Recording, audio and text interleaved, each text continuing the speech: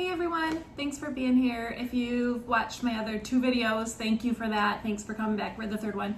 If this is your first video, thank you for checking me out, but also check out the other 2 if you really like this one. I am Rhonda Morrison. I am Mrs. Morrison to about 300 to 400 students at an elementary school here in Michigan. I am also a hairstylist. I'm a hairstylist by night, librarian by day. One of the things that I love is books, and I've always loved books, and I love to talk about books. So this is my opportunity to talk about books and rant about them, if you will, and hopefully you will be inspired to read these books, read more books, give me some feedbacks, refer books to me. I love that. I'm always looking for a good book to read. This summer, I challenged myself to read the books that my students are reading or will be reading. Some of them are new to our library. Some of them have been in the library for a long time, and they're books that they've been checking out or teachers have been reading their classroom. So when a teacher reads to their classroom, that's the book that their whole class wants to check out. So some of the books that I've read this summer are some of those. I am currently on my 30th book for the summer. I didn't have a goal number, but but I think this is gonna be my last one. I think I'm pretty booked out. I've also listened to quite a few books on Audible books and Hoopla. We have a friend here flying around, that's okay, he likes to read too. I have listened to books on Hoopla as well, and that's one of the things that I also talk to my students about. I have read some picture books too, which maybe I'll talk about at some point. So that's me. And that's Finn. And he said bye. He's just checking on us. Okay, so let's get started. The first video that I did, they were all library books, so I had to get them back. So the last video that I did, I started with the very first book that I read, and then now I'm moving in order, although some of the other books were slotted in there too. I think Then Boom should have been in the middle of these ones, but I have 5 books for you today. Okay, the first book that I have for today, which is Jennifer Nielsen's Words on Fire. I have to admit, I ordered this one last year or the year before because I liked the cover. Nobody's checked it out yet, but I wanted to read it myself, so I ordered it for our library. I loved it, so there will be a book talk on it for sure this year. The copyright is 2019. There's 336 pages in it. It's by Jennifer A. Nielsen. The setting is Lithuania during the 1940s, so it's during the war. And our main character is Audra. She teams up with Lucas, and her parents are taken from her. They have a secret mission. They're undercover book smugglers.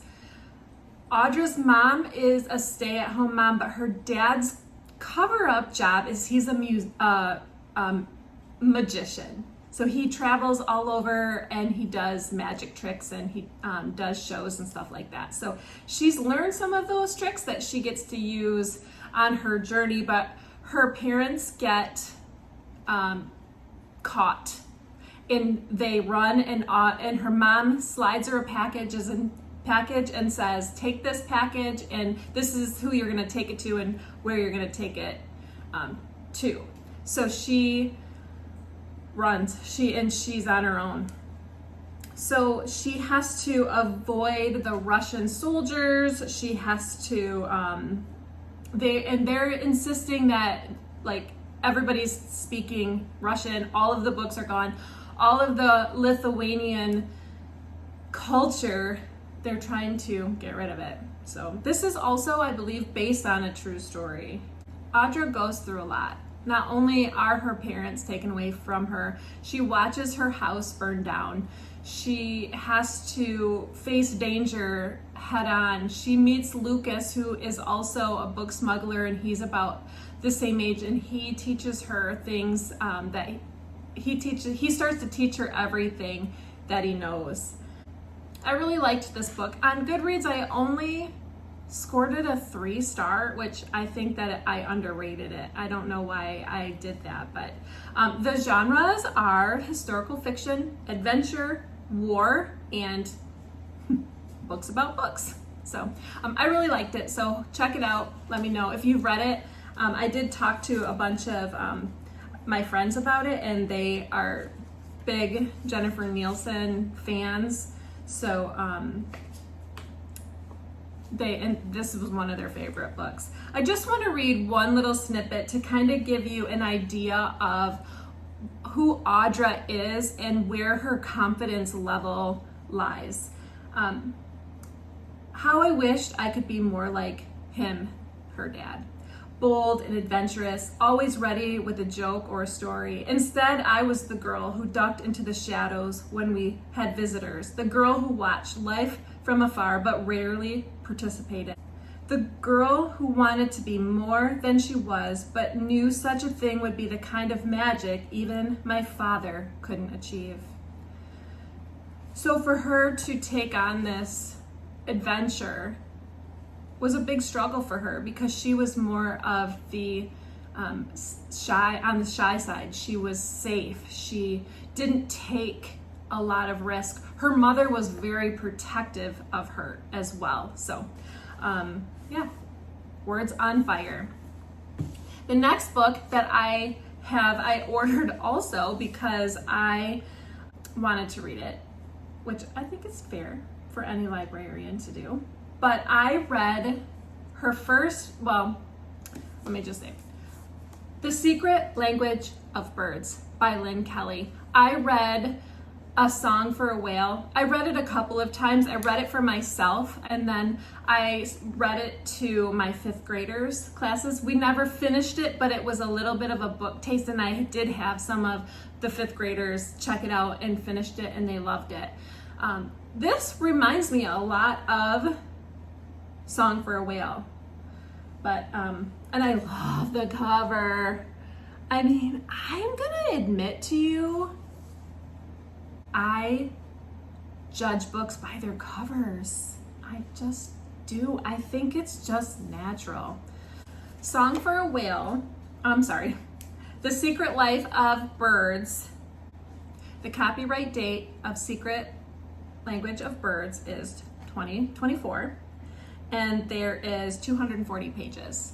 The setting is Texas, and our main characters are Nina. She's our main character, but then she's an amateur bird watcher. She goes and visits her aunt. Her aunt owns a camp, and so she's gonna go there to help her get it ready and to get it open. She does not plan to stay with the kids coming on for this summer camp.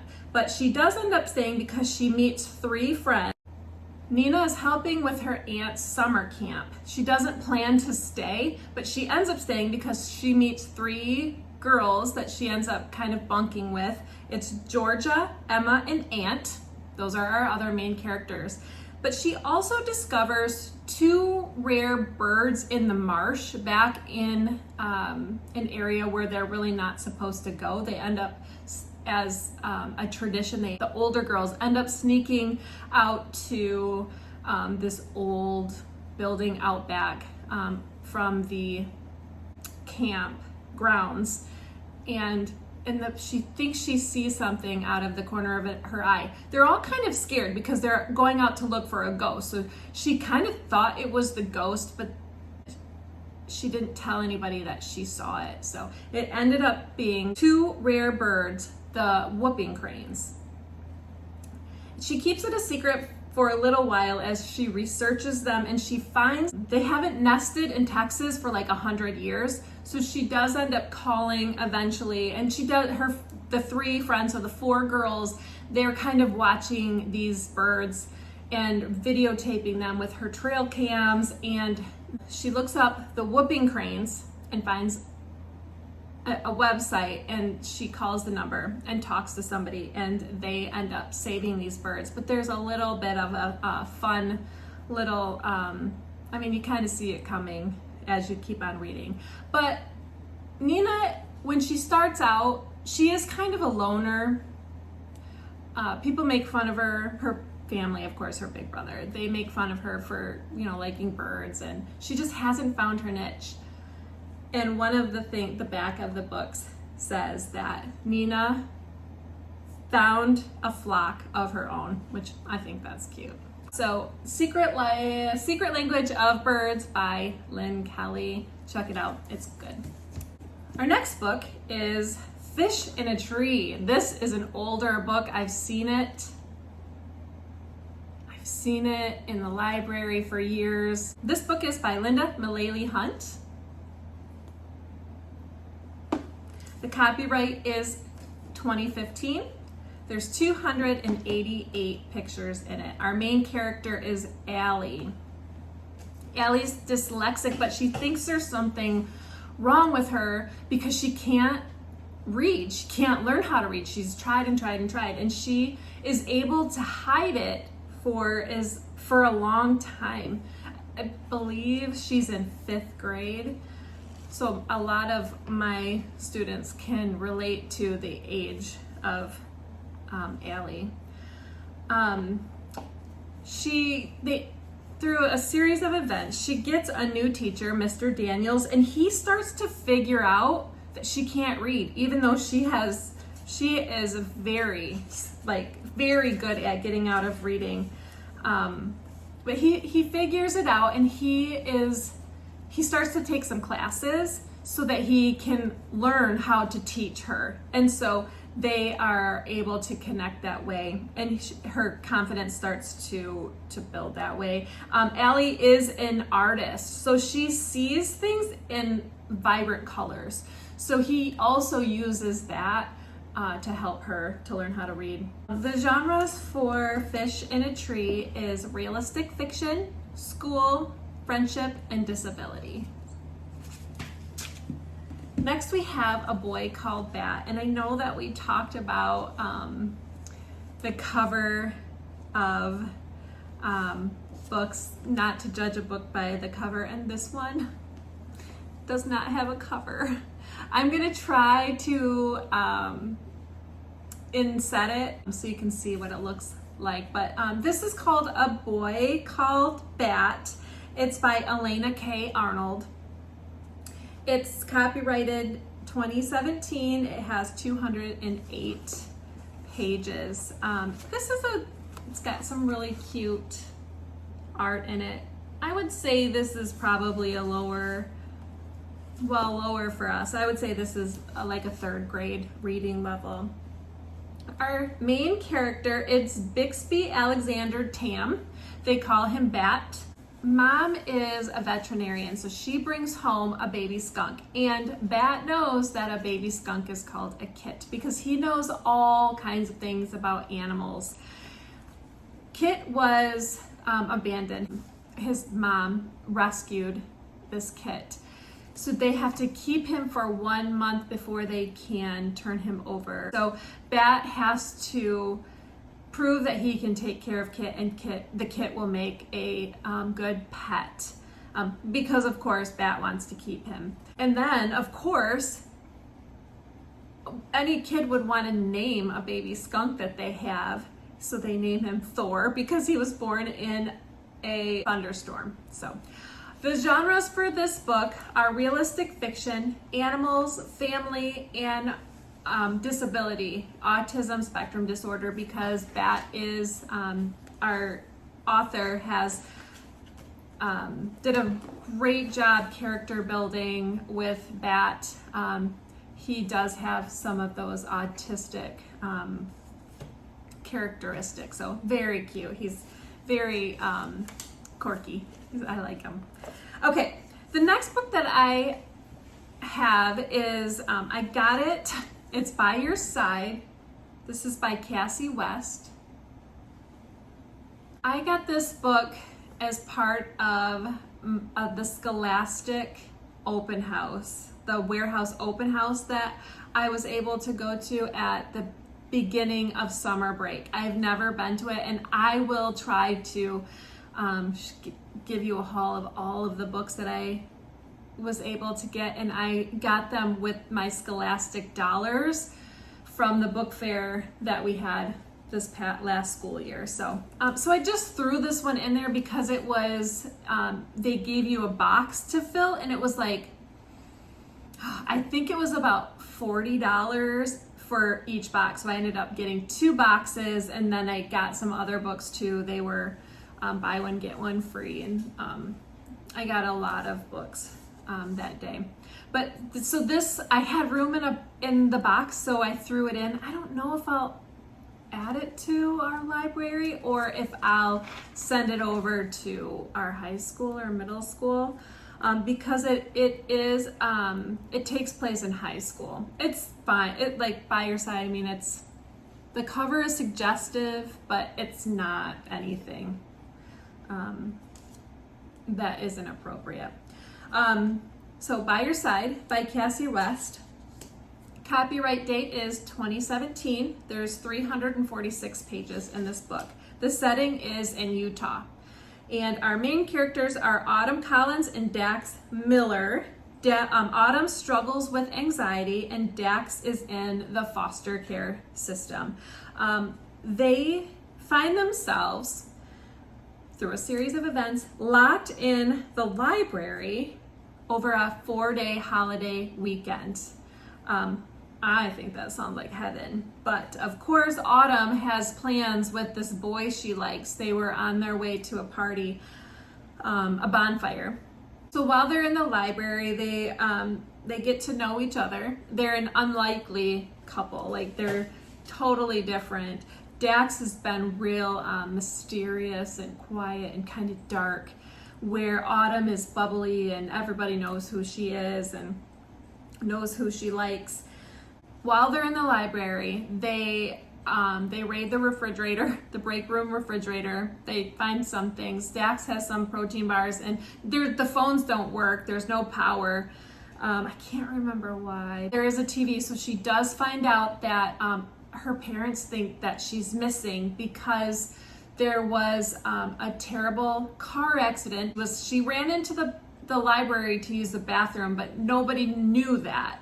So everybody thought she was in somebody else's car, but she had thrown her backpack in Jeff's, which is the boy that she likes, in his trunk. So on the way up north, he gets into a car accident, and he's in a coma.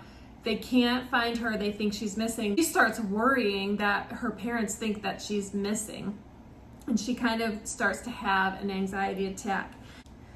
Okay, I have to hurry up and get this done because my storage is about full. So once they get out of the library, she goes and spends some time with Jeff. Okay, welcome back. It's the next day. I had some technical difficulties. I just did this whole end of the video spiel and realized I hadn't even pressed play. So that was my warm-up.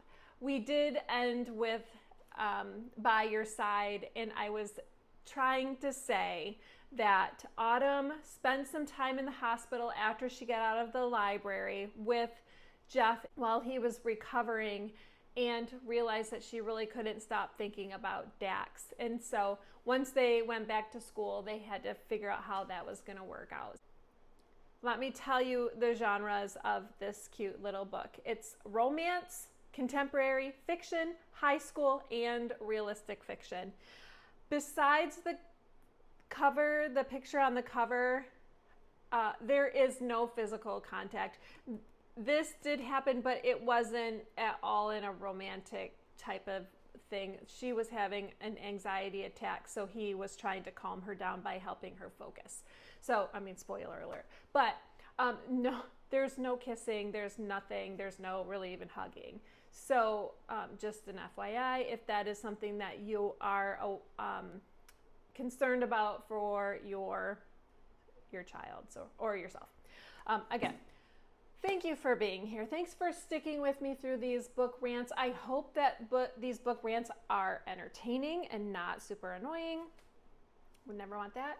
And hopefully you come back for more and with me as I learn how to navigate through these book rants. I have a lot to get through, and I'm trying to get through them rather quickly. So hopefully once I'm able to get all of these books read, or get all of these books talked out, my videos won't feel so ranty.